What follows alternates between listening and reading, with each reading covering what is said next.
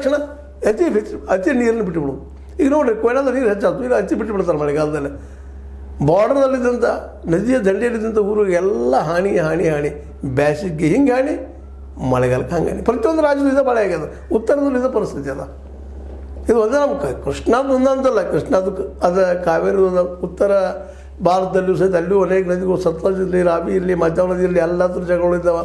ಪ್ರತಿಯೊಂದು ರಾಜ್ಯಕ್ಕೆ ದೆಹಲಿ ಮತ್ತು ಹರಿಯಾಣ ನಡಕದ, ಹರಿಯಾಣದ ಹಿಂದಿದ್ದಂಥ ಪಂಜಾಬ್ ಮತ್ತು ಹರಿಯಾಣ ನಡಕ್ತಿ ಕಾಡುಗಳಿದ್ದಾವೆ, ಎಲ್ಲ ಕಡೆ ಇದ್ದಾವೆ. ಎಲ್ಲ ಬಾಕ್ರಣಂಗಲಾಗಲಿ ಯಾರೋ ಆಗಲಿ ನೀರು ಬಿಡುವಾಗಿಲ್ಲ, ಬಿಟ್ಟು ಕೂತ್ಬಿಡೋದು. ಅದಕ್ಕಿಂತಲೂ ಇದು ರಾಷ್ಟ್ರೀಕರಣ ಮಾಡಿದ್ರೆ ಯೋಗ್ಯ ಅಲ್ಲೇನು ಅಂತ. ಇಲ್ಲ ಮಾತುಕತೆ ಮೂಲಕ ಆದರೂ ಬಗೆಹರಿಸ್ಬೇಕಲ್ಲ. ನೀರಿನ ಸತ್ಯಾಸತ್ಯ ತಿಳ್ಕೊಂಡು ಎಷ್ಟು ಬೇಕಪ್ಪ ನಮಗೆ ನೀರು ಅಂತ ತಿಳ್ಕೊಂಡು ತೊಂದರೆ ಆಗೋದ್ರೆ ಎಲ್ಲರಿಗೂ ಆಗಲಿ. ಭಾರತೀಯರೆಲ್ಲ ಒಂದಲ್ಲೇನ್ರಿ. ಈ ನೆಲೆಯಲ್ಲಿ ನಾವು ಚಿಂತನೆ ಯಾವಾಗ ಮಾಡೋದು ಅಂತ. ಯಾಕಂತಂದ್ರೆ ಇದು ನಾವು ಎರಡು ರಾಷ್ಟ್ರಗಳ ಮಧ್ಯೆ ಇದ್ದಂಥ ಸಮಸ್ಯೆಪ್ಪ ಅಂತ. ಇವಾಗ ರಾಷ್ಟ್ರಗಳ ಮಧ್ಯೆ ಸಮಸ್ಯೆ ಬಗೆಹರಿಸ್ಕೊಳ್ತೀವಿ ನಾವು. ಈ ರಾಜ್ಯಗಳ ಬಗ್ಗೆ ಬಂದಿದ್ದ ಪ್ರಶ್ನೆ ಈಗ ನೋಡಿ, ಗೋವಾ ಮತ್ತು ಕರ್ನಾಟಕ ಮಧ್ಯದಲ್ಲಿ ಈ ನದಿ ಸಲುವಾಗಿ ನಿಮಗೆ ಗೊತ್ತಾ? ಅಂದ್ರೆ ಮಹದಾಯಿ ಸಲುವಾಗಿ ಎಷ್ಟು ತಿಕ್ಕಾಡು ನಡೀತದೆ ನಮ್ಮಲ್ಲಿ. ಇವೆಲ್ಲನೂ ಗಮನಿಸಿದಾಗ ನದಿಗಳ ಕುರಿತಾಗಿ ಯಾಕಪ್ಪ ರಾಷ್ಟ್ರೀಕರಣದ ಒಂದು ನೀತಿ ಯಾಕೆ ಮಾಡಬಾರ್ದು? ಎಲ್ಲರಿಗೂ ಸಮಾನವಾಗಿ ನೀರು ಹಂಚೋದು ಕೆಲಸಿದು ಸಾಧ್ಯ ಇಲ್ವಾ ನಮ್ಗೆ?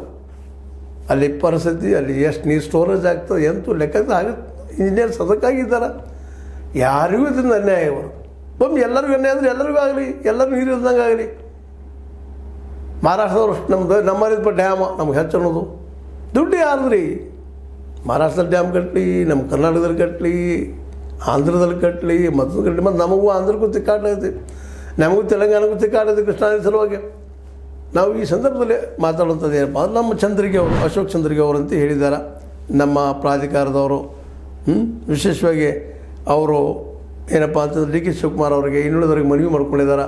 ಅದೇ ಕಾಲಕ್ಕೆ ನಮ್ಮೆಲ್ಲ ಇಲ್ಲಿಯ ಶಾಸಕರು, ಉತ್ತರ ಕರ್ನಾಟಕದ ಮಿನಿಸ್ಟರ್ಸು, ಸತೀಶ್ ಅವರಾಗಿರ್ಬೋದು, ರಮೇಶ್ ಜಾರಕಿಹೊಳಿ ಅವರಾಗಿರ್ಬೋದು, ನಮ್ಮ ಸಿದ್ದರಾಮಯ್ಯರಾಗಿರ್ಬೋದು, ಎಲ್ಲರಿಗೂ ಹೋಗಿ ರಿಕ್ವೆಸ್ಟ್ ಮಾಡಿರಿ. ಸಕಲ ಪಾರ್ಟಿಗಳು, ಎಲ್ಲ ಪಾರ್ಟಿಗಳು, BJP ಮತ್ತು ಅದೇ ಕಾಲಕ್ಕೆ ನಮ್ಮ ಕಾಂಗ್ರೆಸ್ಸು ಜೊತೆಗೆ ನಮ್ಮ JDS ಎಲ್ಲರಿಗೂ ಹೋಗಿ ಮನವಿ ಮಾಡೋಣ, ಡಿಸ್ಕಷನ್ ಮಾಡೋಣ, ಮಾಡಿರಿ ಅಂತ ಕೇಳ್ತಾರೆ ಚಂದ್ರಿಗೆ ಅವರು.